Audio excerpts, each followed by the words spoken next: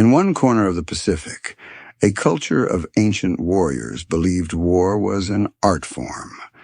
The Imperial Japanese Navy trained its men with brutal perfectionism, honing each sailor into a flawless human weapon. They believed that fighting spirit, Yamato Damashi, was the ultimate force multiplier. In the other corner, a nation of factory workers and farmers was turning the art of war into a problem of industrial mathematics.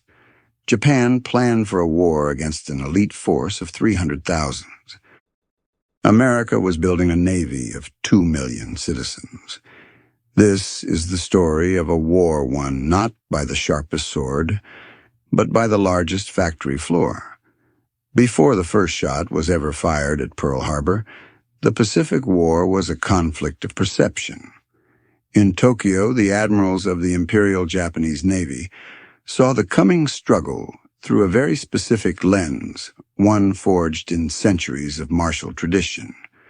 Their strategy was predicated on the idea of the single, decisive battle, the Kantai Kessen. It was a philosophy that demanded a force of unparalleled quality. A Japanese sailor was not merely trained, he was tempered like the steel of a katana, enduring years of punishing discipline to achieve a state of martial perfection. They were an elite brotherhood, and they looked across the ocean at the United States and saw what they wanted to see, a pale imitation of themselves.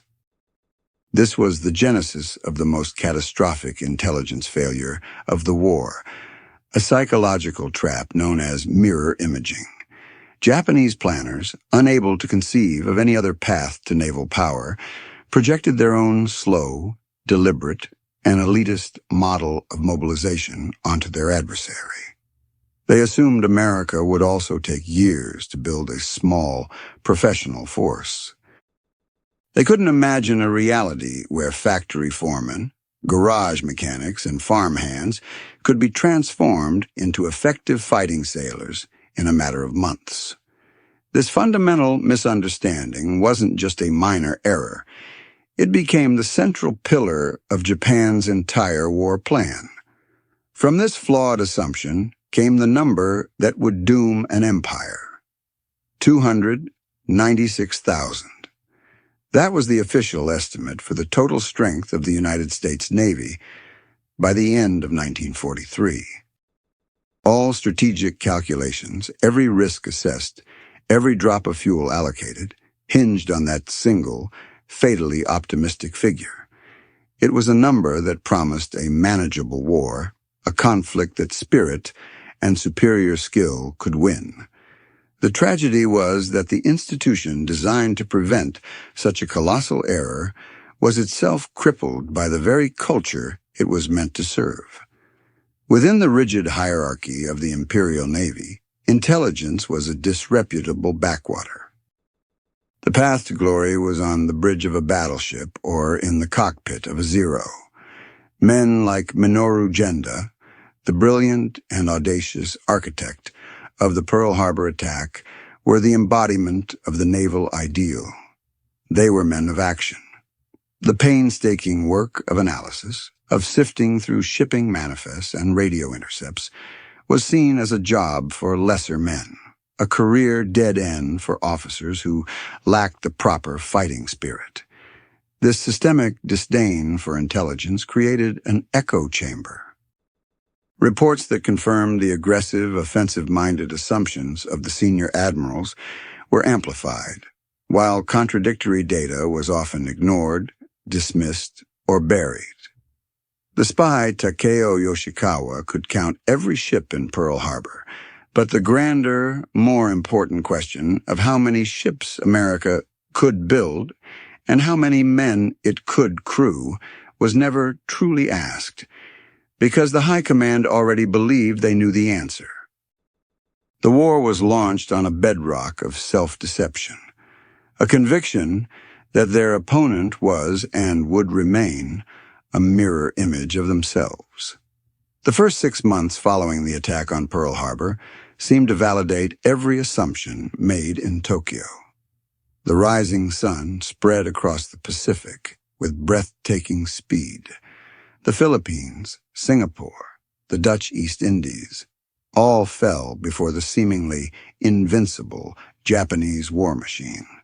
The strategy was working.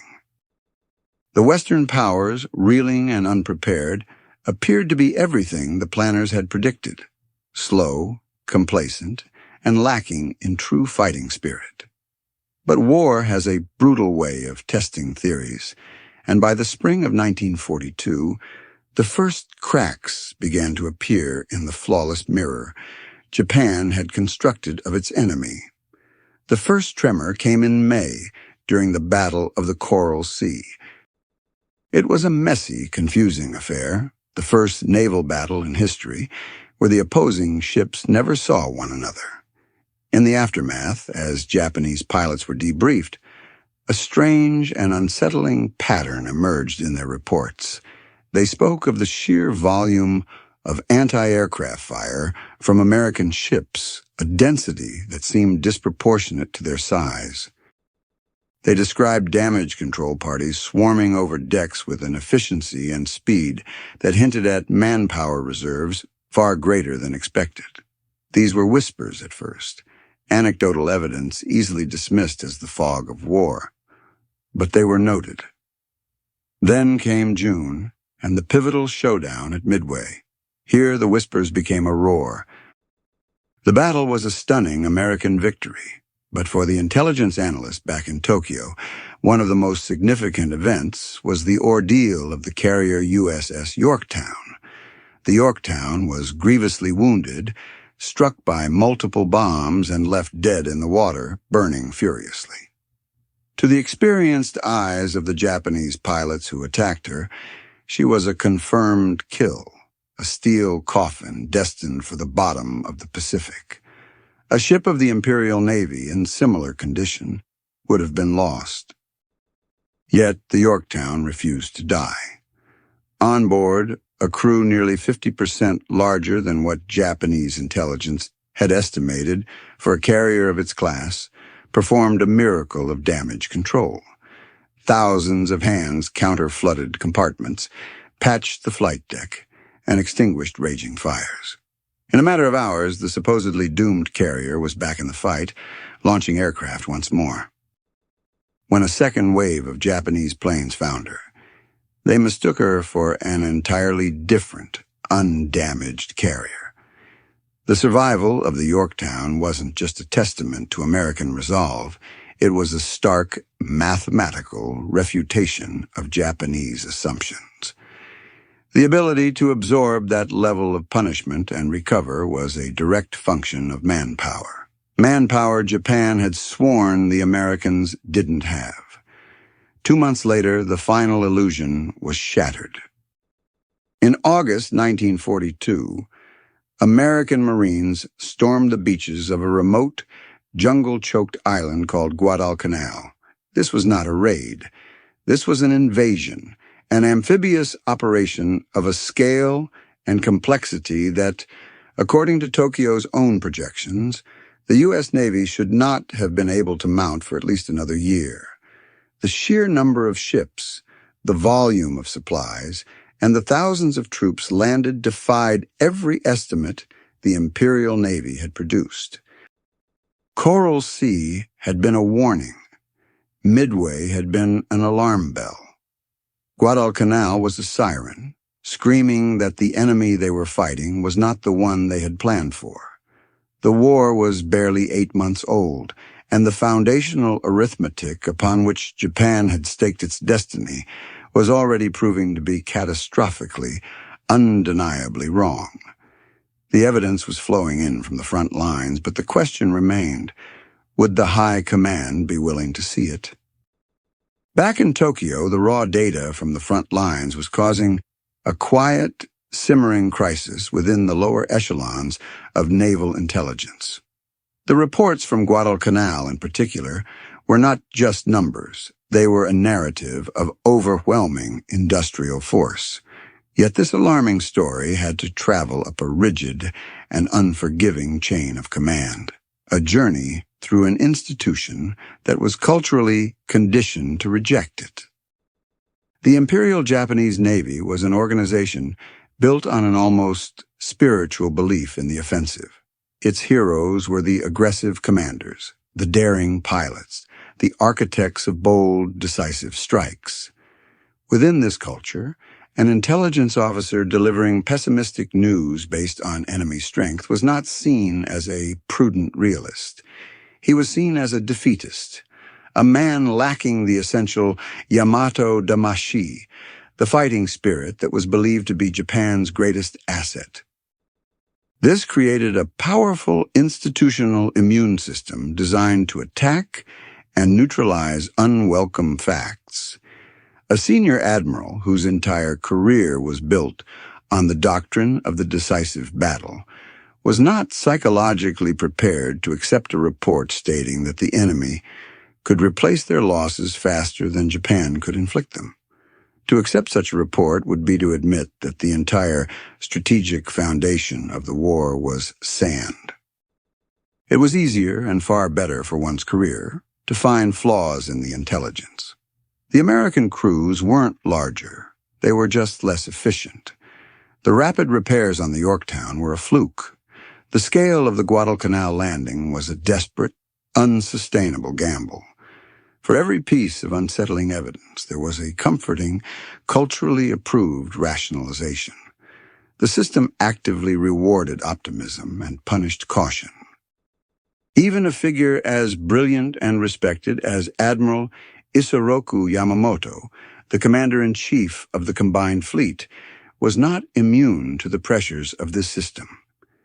Having served as a naval attaché in Washington, Yamamoto possessed a far more sober and realistic appreciation of American industrial might than most of his peers.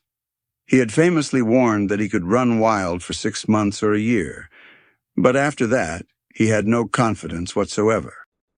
He privately questioned the official personnel estimates, sensing the deep chasm between the numbers on paper and the reality he knew America was capable of unleashing. But Yamamoto was still a product of his institution. He was a gambler, willing to risk everything on a decisive blow at Pearl Harbor precisely because he understood the long-term dangers. He was a pragmatist, trapped in a system of dogma. His personal doubts could not single-handedly overturn a deeply ingrained institutional belief system. The admirals in the Navy Ministry did not want spreadsheets and casualty projections. They wanted confirmation that their warrior ethos was superior. And so, the reports from the front were filtered, softened, and recontextualized until they fit the existing narrative of Japanese martial supremacy. The war machine continued to operate on its initial, flawed assumptions, its ears deafened to the sirens from Midway and Guadalcanal. The truth was being held at bay by a wall of tradition and pride. To breach it would require something more than a pilot's report or a scout's observation.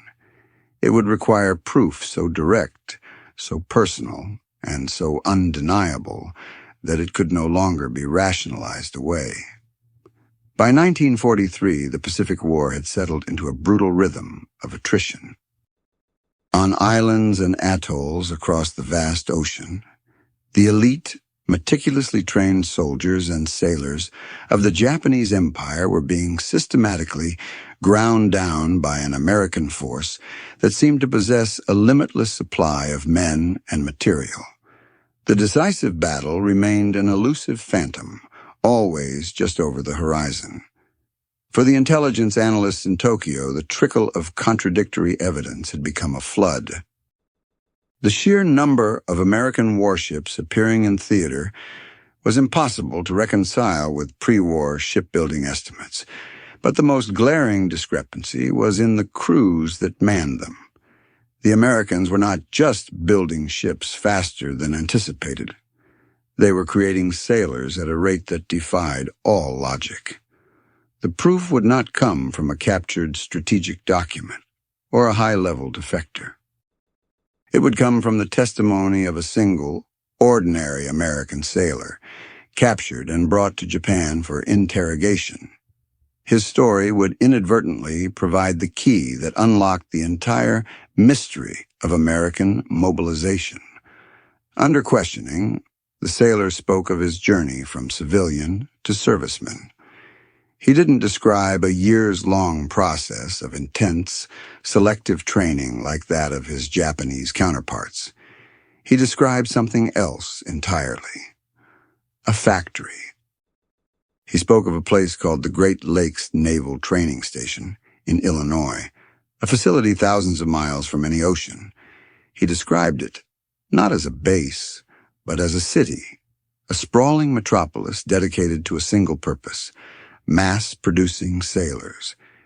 He talked about endless rows of barracks, vast drill fields where thousands of men marched in unison, and classrooms that operated around the clock.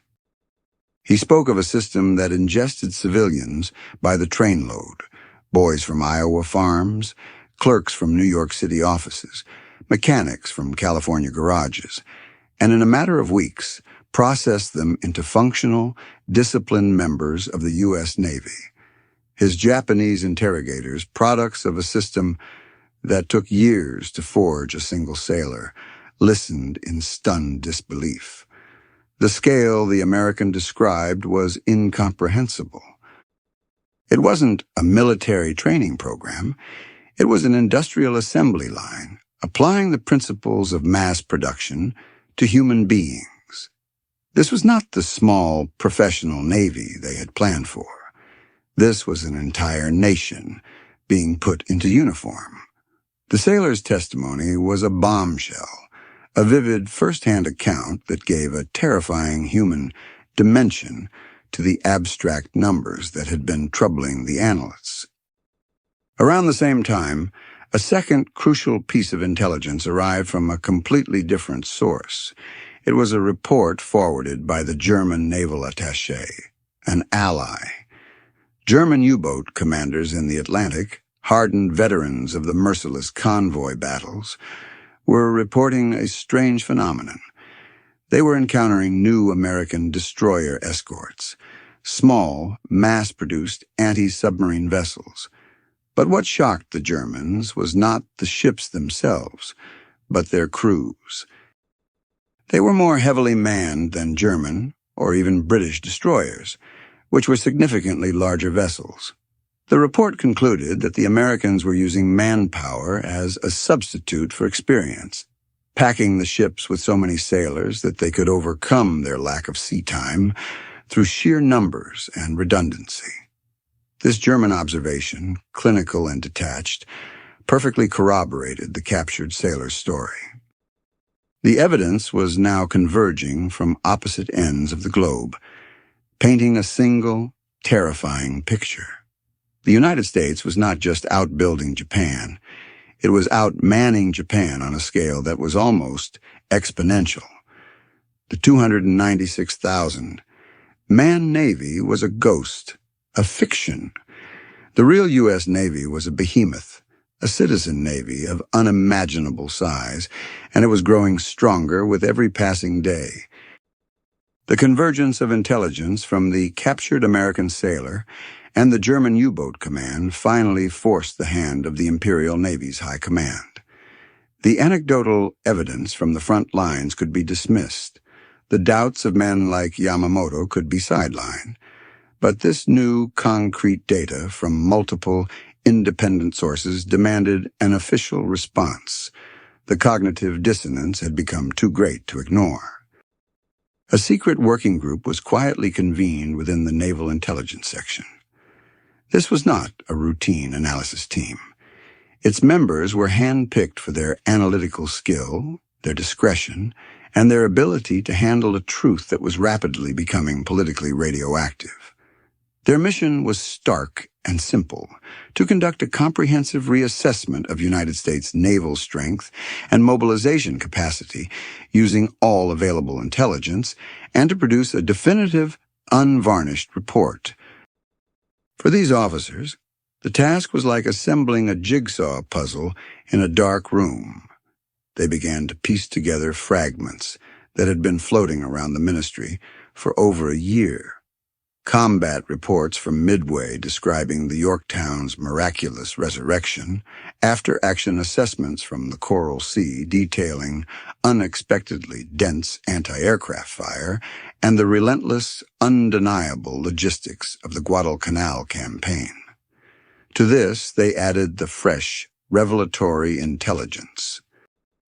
The interrogation transcripts of the sailor from Great Lakes became a Rosetta Stone, allowing them to translate the abstract concept of American mobilization into the terrifying reality of an industrial-scale personnel pipeline.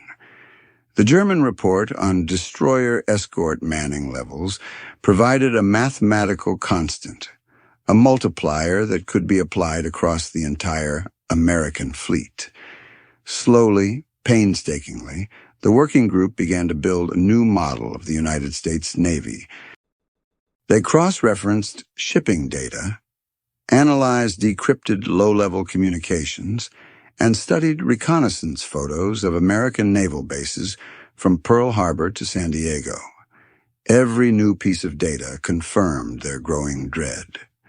The numbers they were uncovering were not just larger than the official estimates. They were of a different order of magnitude entirely. The official figure, the one still being used by the fleet planners and the War Ministry to justify their strategies, was a force of just under 300,000 men by the end of 1943. The working group's meticulous calculations, however, painted a picture of a naval Goliath numbering over 2 million strong. The discrepancy was a staggering 700%.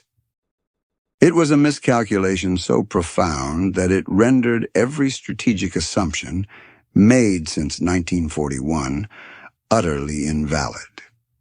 Japan had planned a fencing match against a skilled opponent of equal size.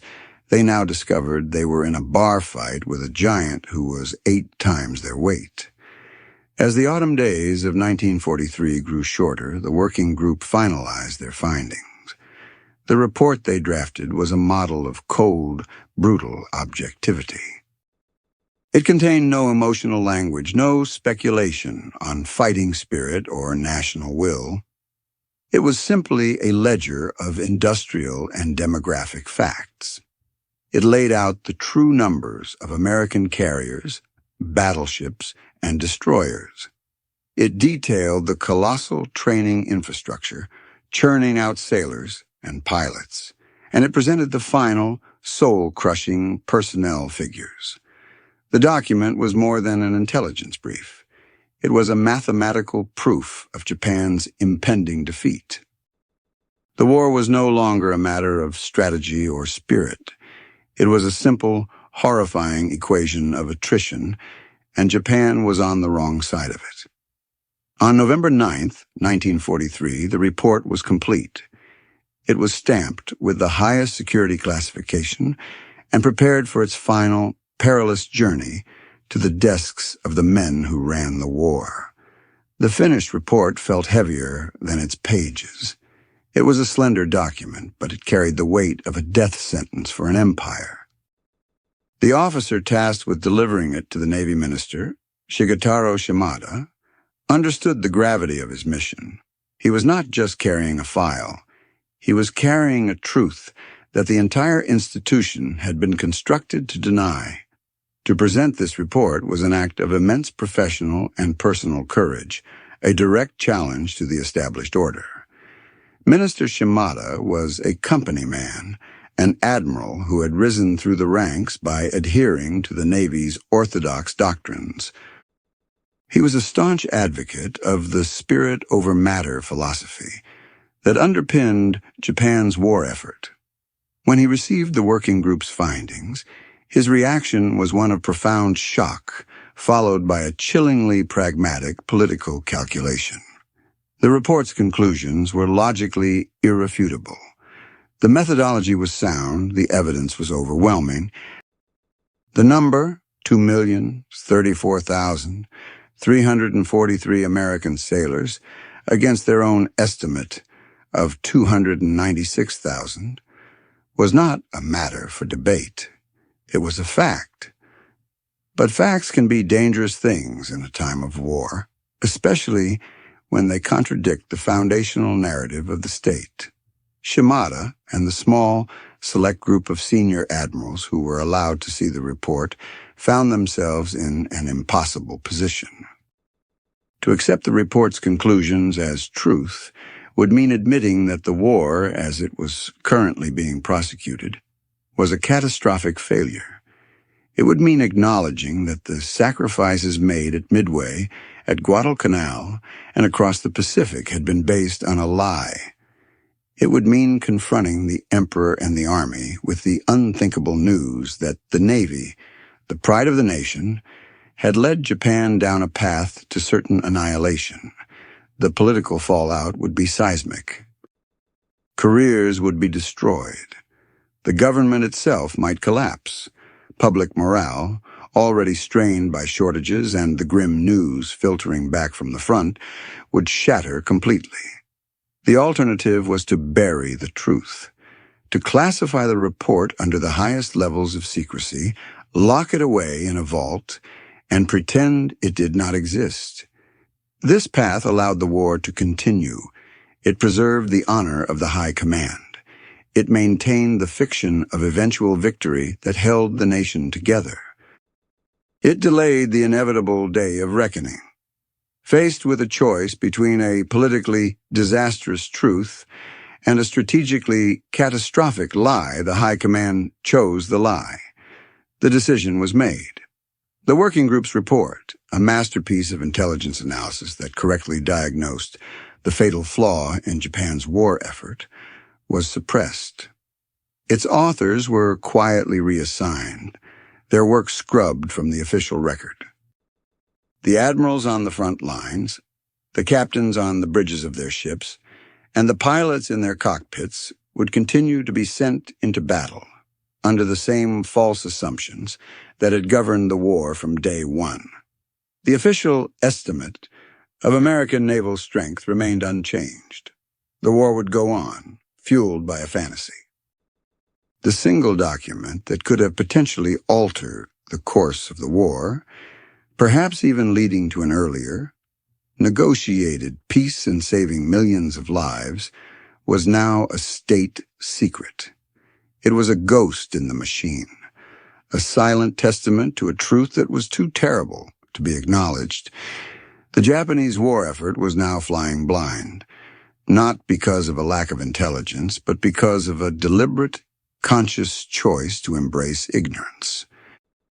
With the truth locked away in a Tokyo vault, the Pacific War entered its most brutal phase, now operating on two completely separate realities. In the insulated offices of the Imperial General Headquarters, planners continued to draft strategies based on the phantom American Navy of 300,000 men. They allocated resources, planned carrier strikes, and fortified island garrisons against an enemy that existed only on their outdated charts. They debated the timing and location of the next great decisive battle, clinging to the hope that a single, stunning victory could still turn the tide, blissfully unaware that the tide was now a tsunami. Out on the vast expanse of the Pacific, the men at the sharp end of the spear were living in the other reality. For the pilots, sailors, and soldiers of the Empire, the war had become a bewildering and terrifying experience. A Japanese pilot taking off from his carrier in mid-1944 was flying into a new dimension of warfare. His pre-war training had focused on dogfighting, on one-on-one duels of skill against an enemy pilot. But he would often never get that chance. His first challenge was a curtain of radar-directed anti-aircraft fire, a sky filled with thousands of exploding shells, thicker and more accurate than anything he had ever imagined. If he survived that, he would face the American Combat Air Patrol, not a handful of fighters, but waves of them, flying in disciplined formations, utilizing team tactics that prioritized kills over individual glory. The American pilots he faced were not the super aces of Japanese lore, honed over a decade of training. Many were 20-year-olds who had been civilians just a year prior. But there were hundreds of them, flying rugged, powerful Hellcats and Corsairs that could absorb incredible punishment. They were well-fed, well-rested, and they fought with the confidence of men who knew there were a dozen more planes on the carrier deck ready to take their place. For the Japanese sailor on a destroyer or cruiser, the experience was just as jarring. His ship, a masterpiece of naval design, fast and heavily armed, now felt fragile and alone. Every engagement reinforced the horrifying gap between the war they were promised and the war they were fighting. The Americans seemed to be everywhere at once, with more ships, more planes, and more men than seemed possible. For the men on the front lines, the numbers from the buried intelligence report were not an abstract calculation. They were a living, breathing, and lethal reality. The doubt and confusion began to curdle into a quiet despair. They continued to fight with incredible bravery and tenacity, driven by duty and a refusal to shame their families and their emperor. But they were fighting a mathematical certainty, a battle against an industrial algorithm that had already calculated their defeat. The ultimate and most tragic demonstration of Japan's willful blindness occurred in June of 1944 during the Battle of the Philippine Sea. The American invasion of the Mariana Islands triggered the long-awaited Japanese counterstroke, the plan for the decisive battle, Operation A-Go. It was intended to be the ultimate expression of the Kantai-Kessen Doctrine, the moment when superior Japanese skill, spirit, and naval aviation would annihilate the U.S. Pacific Fleet. On paper, as viewed from the war rooms in Tokyo, the plan was sound. It was based on the familiar, comforting, and utterly false arithmetic that had guided the war effort for 3 years. The planners in Tokyo saw a manageable engagement, a clash of near equals where the superior range of their aircraft and the legendary skill of their pilots would provide the winning edge. The reality that sailed to meet them was the physical embodiment of the buried intelligence report. U.S. Task Force 58 was not merely a fleet. It was a mobile naval superpower, a force larger than most nations' entire navies. It comprised 15 aircraft carriers, 7 battleships, 21 cruisers, and nearly 70 destroyers, crewed by the very sailors whose existence the Japanese High Command had refused to acknowledge. The battle that unfolded was not a contest, it was an execution. The Japanese carriers launched their planes in successive waves, flown by pilots who were, by this stage of the war, hastily trained and inexperienced, a stark contrast to the seasoned veterans of 1941. These brave but outmatched aviators flew toward the American fleet, expecting to find their targets and engage in a climactic struggle. Instead, they flew into a perfectly orchestrated, technological death trap. Guided by advanced radar, swarms of American F-6F Hellcat fighters intercepted the Japanese formations long before they ever saw an American ship. The ensuing slaughter was so one-sided that one American pilot famously remarked, "Why, hell, it was just like an old-time turkey shoot down home." Over the course of a single day, the Japanese lost more than 300 aircraft and 2 of their precious fleet carriers. The Americans lost a handful of planes. The battle became known to history as the Great Marianas Turkey Shoot. For the Japanese leadership, the result was incomprehensible. It defied all their calculations. They had committed their best remaining forces to a battle they believed they could win, only to see them vaporized with almost no effect. They searched for explanations in tactical errors, poor weather, or even bad luck. The truth, that they had sent a beautifully crafted rapier to fight an industrial sledgehammer, was too monstrous to contemplate. The battle was more than just a catastrophic military defeat. It was the final, undeniable invalidation of the Yamato Damashi philosophy. Spirit had not triumphed over matter. The elite, perfectly honed warrior had been overwhelmed by the sheer, inexorable mass of the citizen sailor and the factory that produced his tools. The Philippine Sea tore the last shreds of credibility from the official Japanese narrative of the war. After the battle, there could be no more talk of a decisive victory. The question was no longer how to win, but how to survive. The buried report of November 1943 had predicted this outcome with chilling accuracy. It had foretold a war where Japanese quality would be drowned in a sea of American quantity. Now, in the waters off the Marianas, its mathematical prophecy had been fulfilled in fire and steel. The ghost in the machine had become the reaper of the fleet. The aftermath of the Philippine Sea left the Imperial Japanese Navy a hollow force.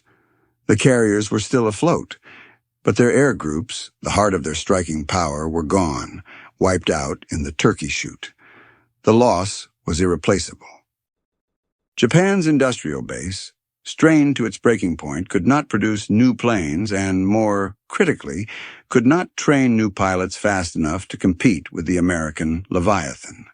The entire strategic paradigm of the war, centered on the carrier and the decisive battle, was now obsolete. Yet the war continued, driven forward by a national leadership that had painted itself into a corner. Having suppressed the truth for so long, they were now prisoners of their own propaganda. Admitting defeat was not an option. The only path forward was to double down on the one asset they believed they still held in abundance: the fighting spirit of their people. This strategic shift marked the beginning of the war's most desperate and terrifying chapter. If conventional naval power could no longer achieve victory, then victory would be sought through unconventional means, through the ultimate expression of spirit over matter. This was the birth of the kamikaze. The special attack units were the logical, tragic endpoint of a philosophy that had always prioritized willpower over industrial logic.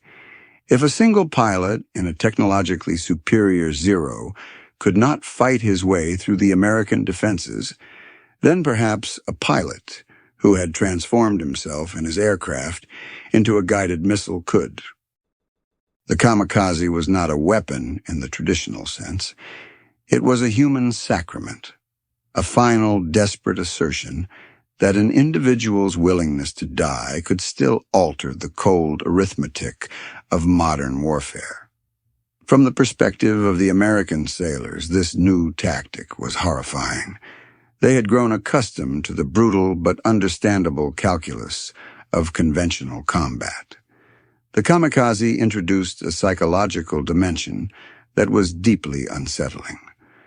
The men of the U.S. Navy had seen the industrial might of their nation firsthand. They served on ships that were part of an endless production line, crewed by men drawn from a seemingly bottomless well of manpower. They fought with a confidence born of overwhelming material superiority. The kamikaze challenged this confidence, not by threatening defeat, but by making the cost of victory unbearably personal and gruesome. A sailor on a destroyer picket, watching a Japanese plane dive intentionally toward his ship, was no longer a small part of an invincible machine. He was the direct target of another human being's absolute and final commitment.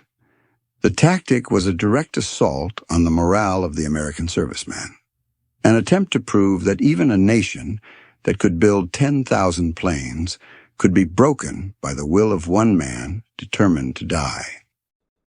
This new phase of the war was a direct consequence of the initial intelligence failure.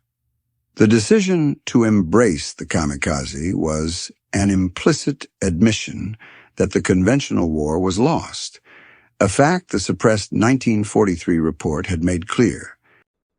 Because the leadership had refused to accept the mathematical reality of their situation then, the nation's youth were now being asked to pay the price in blood, hurled against the steel walls of the American fleet in a futile, ghastly display of defiance.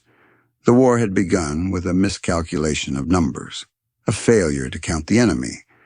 It was now ending with a strategy that negated numbers entirely, relying instead on a horrifying currency of self-destruction. The story of Japan's great intelligence blunder is more than just a military history lesson. It is a profound and timeless cautionary tale about the dangers of institutional arrogance and cultural bias. The fatal miscalculation of American naval manpower was not the result of poor espionage or a lack of data. Takeo Yoshikawa, crouched in his observation post above Pearl Harbor, did his job perfectly. The frontline pilots who reported the impossible resilience of American ships were providing accurate information. The raw data pointing to the truth was available. The failure was not one of collection, but of analysis and, ultimately, of imagination. The leaders of the Imperial Japanese Navy, men of immense discipline and strategic intellect, were trapped within their own worldview. They saw the world through the lens of their own culture, a culture that valued the artisan over the assembly line, the master swordsmith over the mass production factory. They revered the concept of the elite, perfectly trained warrior, and they could not comprehend a system that elevated the common man, the citizen sailor, as the primary instrument of naval power. Their mirror imaging was a failure to grant their adversary their own unique identity and strengths. They assumed the United States would play by their rules, building a small professional navy that could be engaged and defeated in a single, elegant stroke. They were intellectually and culturally unprepared for an opponent who approached war not as a martial art, but as a vast, complex problem of logistics and industrial output. The American victory in the Pacific was not, therefore, simply a triumph of production lines and rivet guns. It was a victory of a different philosophy. The American system, for all its flaws, possessed a pragmatism and adaptability that the rigid, hierarchical Japanese system lacked. The U.S. Navy's ability to transform a Minnesota farm boy into a competent anti-aircraft gunner in a few months was a strategic weapon as powerful as any battleship. This rapid mass mobilization was America's true secret weapon, and it was a weapon that was completely invisible to Japanese intelligence because they did not know how to look for it. The institutional culture of the Imperial Navy compounded this error.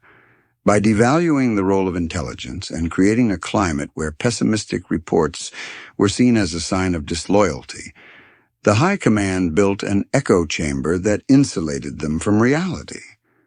The system was designed to tell them what they wanted to hear, that their fighting spirit was invincible and their strategy was sound. The men in the secret working group who uncovered the truth were not celebrated as patriots who could have saved the nation from ruin. They were treated as inconvenient obstacles to a cherished fantasy. Their report was suppressed not for reasons of military security, but for reasons of political and psychological comfort. The war was lost on the day that report was locked away, long before the final, devastating blows of 1945. It was a defeat sealed not by admirals on the high seas, but by bureaucrats in a Tokyo office who chose a comfortable lie over a terrifying truth. The legacy of this failure is a stark reminder that in any conflict, the most dangerous enemy is often not the one across the battlefield, but the one that resides within our own assumptions.